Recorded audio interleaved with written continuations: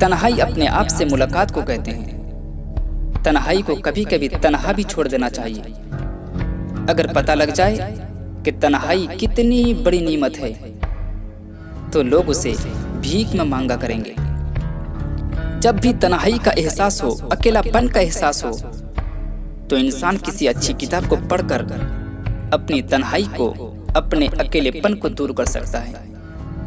तन्हाई की सबसे बड़ी खुसूसियत यह है कि इंसान दुनिया में अकेला आता है और अकेला ही दुनिया से चला जाता है। कौन कहता है कि तन्हाइयाँ अच्छी नहीं होती? अरे बड़ा हसीन मौका देती हैं खुदा से मिलने का। तन्हाई एक खतरनाक नशा है। जब कोई शख्स उसमें मौजूद सुकून को महसूस करता है तो फिर वह शख्स लोगों से मिलना जुलना ही छोड़ देता है। तन्हा होना ये नहीं होता कि आपके पास कोई नहीं है।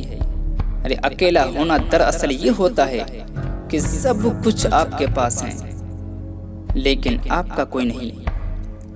हम अक्सर निकल जाते हैं बयाबानों में, सुना है वफा वाले तन्हाई में रहते हैं। बेशक आप तन्हाई में बुराई कीजिए, फिर भी 4 गवाह बिल्कुल तैयार हैं। आपकी आंखें, दिल, कान और हाथ। कुछ लोग अकेलेपन के वक्तों को ढूंढने में सारी जिंदगी गुजार देते हैं और कुछ लोग अकेलापन की नागिन के साथ लड़ते लड़ते जिंदगी बिता देते हैं। अकेलापन वो चीज है जिसमें इंसान या तो अल्लाह के रास्ते में चलता है या तो फिर शैतान के। अकेलापन कभी नेमत है तो कभी मुसीबत। अपनी तन्हाई में तन्हा रहना 2 पल के सहारों से बेहतर है तन्हा रह लें मगर अपना मेयार न गिराएं। अकेलापन का एक अलग ही मिजाज होता है। उसमें डर नहीं होता किसी के छोड़ जाने का। जो लोग अकेलापन पसंद करते हैं, तन्हाई पसंद करते हैं, उन्हें समझाना आसान नहीं होता।